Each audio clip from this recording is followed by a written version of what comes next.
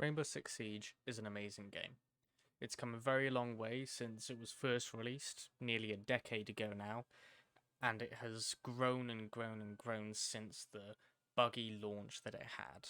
But despite how much it's grown and the popularity it has gained, it is starting to lose steam, which is understandable for a game that has been out, like I said, for almost a decade now, and there's many reasons for that. Some people may just get bored, others may need a break, and even then, some others may not like the content that's coming out and feel like the new operators coming out are middling and they're getting bored of just re-releases of older maps and no new ones. And some people just don't want to pick it up again altogether. But whatever the reason is, it's still losing players. And there's no real argument that it is losing its popularity. But Siege is amazing. It's a great time, it's lots of fun, and it deserves a ton of success for what it does, because no other game does what Siege does, or anything like it.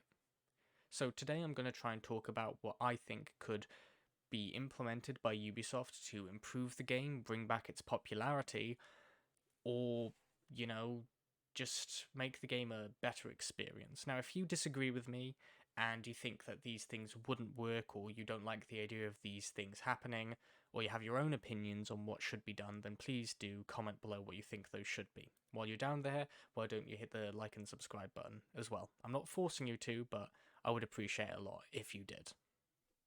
Now, whether you agree with me or not here, there is no doubt that Overwatch 2 brought the game back into popularity, even though it was basically just a re-release of the first game and felt more like a large update than it did an actual sequel. But there's no doubt that it did bring a lot of popularity to the game. It's got more viewers on Twitch, it's got more players, and it is blowing up. It has propelled the game into popularity.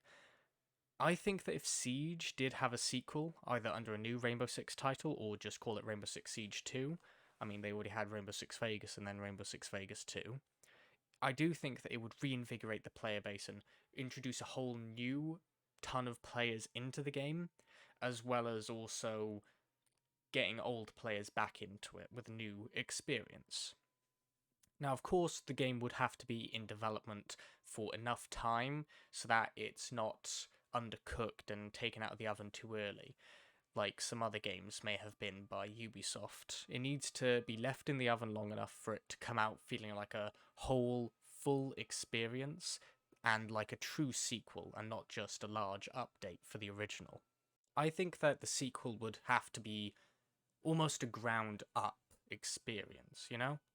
I feel like they would have to not remake the game. They definitely need to keep the core components of what makes Siege so great and unique, but at the same time, they would have to add in enough new content and remix what's already there enough for it to feel like it's deserving of the title Rainbow Six Siege 2, and not just make it a large update and then advertise it as this huge thing. Some of the things that would need to change is, of course, a nice, robust anti-cheat placed in the game from launch. Not something like Valorant has, which is so inversive, I think's the word I'm looking for. Or, and it's just goes into your actual computer and scans it all, and I don't like that, and I don't agree with it. But I do think that a game like this would need a good, robust anti-cheat. Now, as for the actual content of what a new Siege game would need, or this could just be an update to actual Siege, but I feel like it would fit in more with a sequel, is an expansion on the terrorist hunt mode. In the current game, it's just a side mode. It's a silly little thing off to the side that was sort of shoved in there at launch to try and appeal to the old Siege fans, or sorry, the old Rainbow Six fans who preferred the single player experience of going into a map and shooting down terrorists and breaching and clearing. And it feels like it was just put in there for them and then forgotten about afterwards, and it's been left to rot ever since. In a sequel, I think they should expand upon this mode a lot more, make it a more rewarding experience for players with AI that is a lot better, a lot harder to fight against, maybe some exclusive alpha packs, exclusive rewards, a more tactical skin as well, make it something like Ready or Not.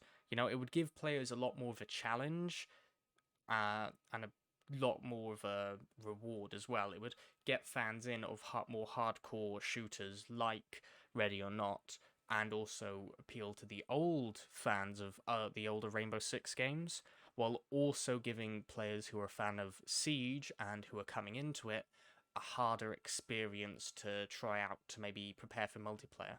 If you also added in scoreboards and leaderboards, like teams who had the quickest time on certain maps, you could try and beat your friends' scores and add a bit of fun competition like that.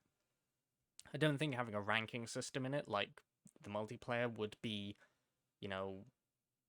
a good choice, but definitely having a scoreboard for times and all that, I think would be fun.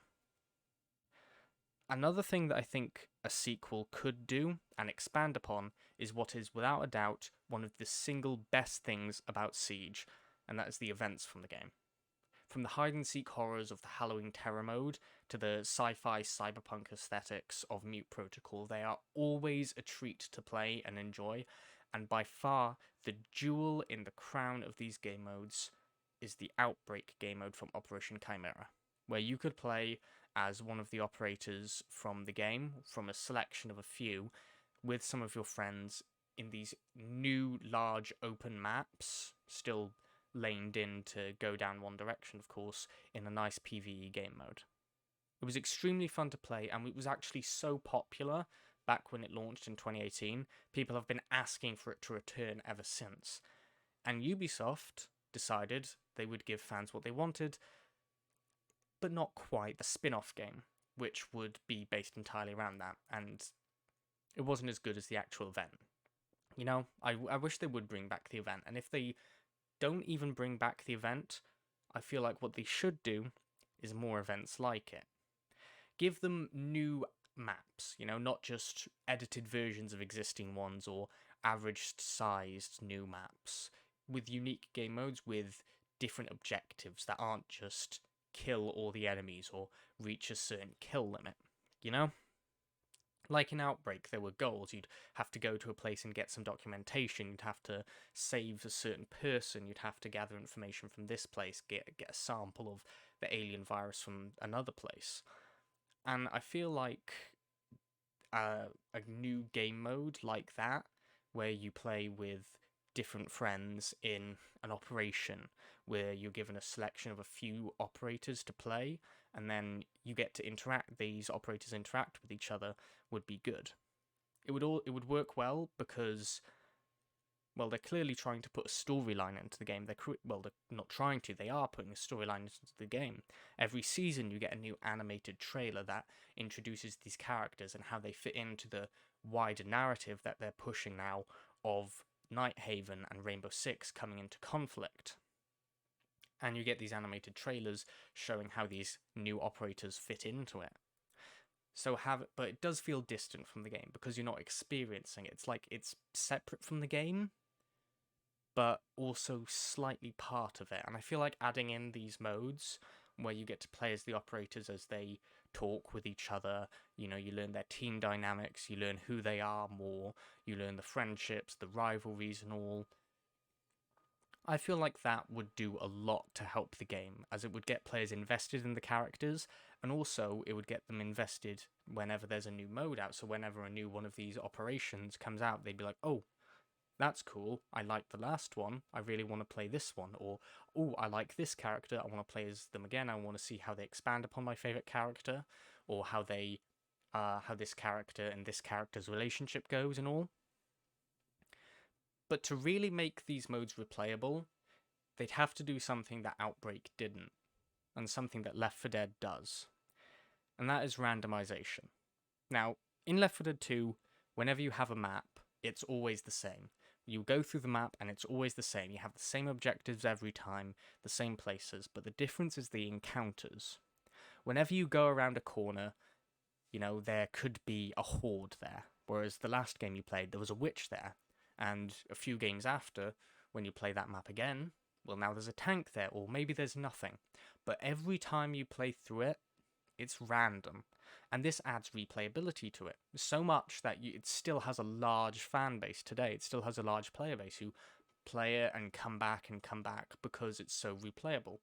And if they did this for these operations where they made it randomized, so you'd have different enemies in different locations, so one time there may be a suicide bomber and 3 shields around the corner, next time there'd only be a few basic enemies, you know, it would add a lot of replayability and make these modes a lot more fun.